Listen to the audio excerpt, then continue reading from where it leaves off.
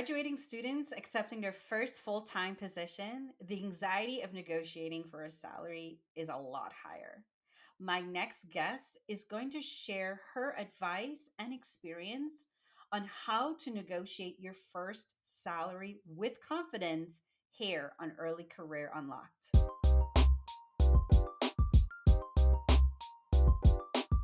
Welcome, Carmen. Hi, Leah. Thank you for hosting me today. I am so happy you're here. I know that you're going to share some advice about how to negotiate your first salary. But before we jump into that, tell us a little bit about yourself. Like I said, thank you again for hosting me. I'm excited to be here. My name is Carmen Villalobos. I was born and raised in Mexico City. I moved to the States when I was 15. I did my undergrad at Loyola University Chicago and my master's at DePaul University. Currently, I am a global channel strategy and operations manager at Trellix. And I really did not pick the tech industry, but it kind of fell into it and I could not be happier. I love that our topic is about how to negotiate your first salary. And just in general, it is not surprising that many people out there, they're not comfortable asking for more money once their job search has ended. And they have an offer in front of them. And especially in today's climate, where, as you know, the jobs out there, there's a low demand, but there's a high demand of job seekers. The salary is reasonable. They don't want to jeopardize the opportunity that they have gotten so far. So today's topic is incredibly important, and especially for students who are about to graduate.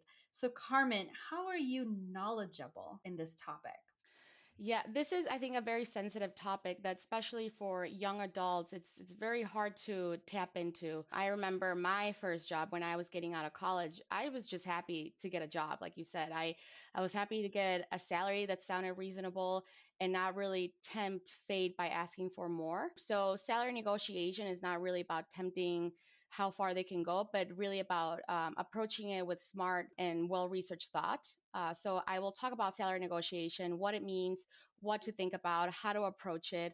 And, throughout my career, I've worked for three different companies, and all these different companies have taught me different things that I'll go into. So let's jump right into it. When it comes to negotiating your first salary, what three pieces of advice can you share for those new grads out there? I think first and foremost, it's important to realize that it's not just about the money. When you're going into a new job, you have to think about the overall package and really ask yourself what's important for me today and what will be important to me in 3 to 5 to 10 years. It could be the paid time off, it could be the work culture, balancing hours, benefits such as maternity leave. You might not be looking to get pregnant immediately, but maybe you want to extend your family in a couple of years. So you want to make sure that when you are ready to take those next big steps in life, that your company has those benefits to back you up and help you balance your life professionally and your personal life as well. For example, for me, my first professional job, it was very strict. You have to check in at 8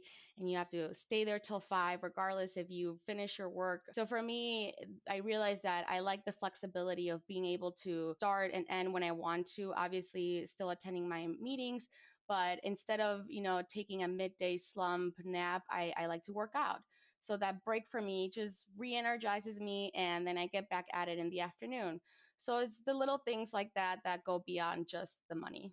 Really know your worth. Take the time to research how valuable you are in the current market and the current industry you're looking at.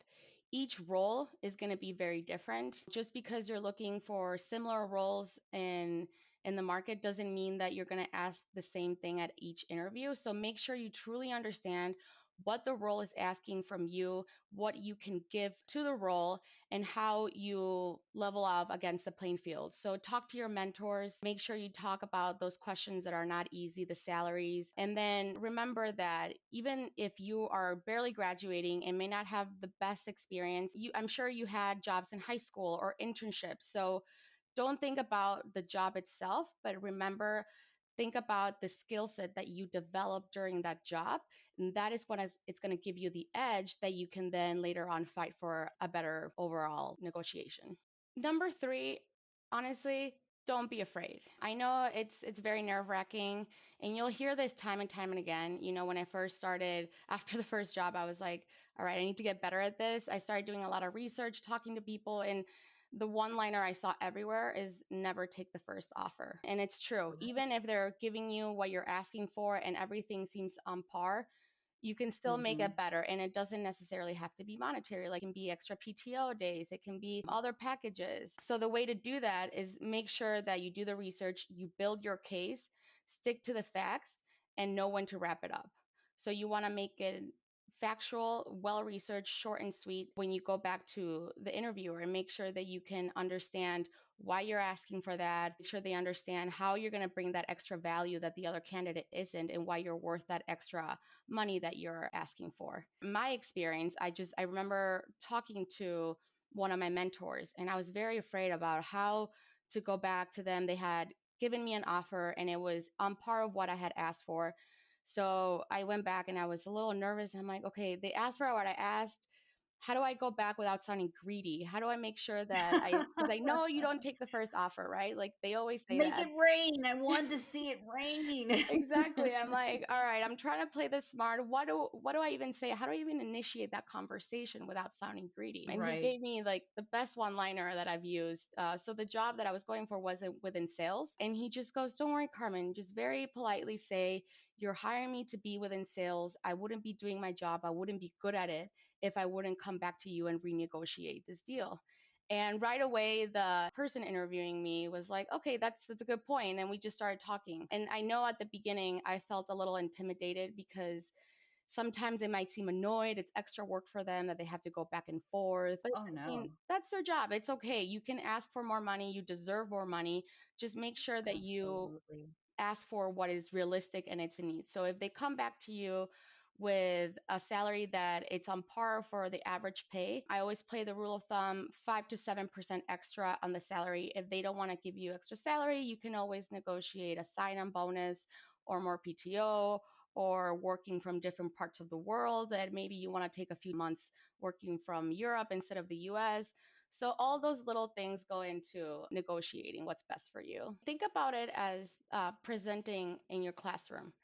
So if you're going to do a presentation and it's a very in-depth presentation, most people wouldn't wing it. So you want to practice with your team. So practice with That's your right. mentors, practice with your friends, practice with really your teachers, anybody that will listen, because the more you talk about it, the more comfortable you get about it. And then once you go into there, they will see that confidence in you. And then it's easier for you to go back and forth. And then maybe some people will ask you questions that you hadn't thought of. So then you get to think of those answers in advance as well. And I love your advice today. I think it's going to help a lot of students out there who are graduating and about to negotiate their first salary. So, three things you need to know when it comes to negotiating your first salary is one, it's not just about the money. Two, know your worth. And three, don't be afraid. So, if you're graduating, you need to hear this. I think it's really good advice. But before you go, Carmen, any last pieces of advice that you can offer to our students? Honestly, I think beyond that, just make sure you network. And it doesn't have to be a strict networking event. If you're in school, talking to your classmates, they might have siblings that are in the industry that they can help you out. And you will be surprised how willing people are to help you if you just ask. My niece is about to graduate and she told me she wants to go into tech.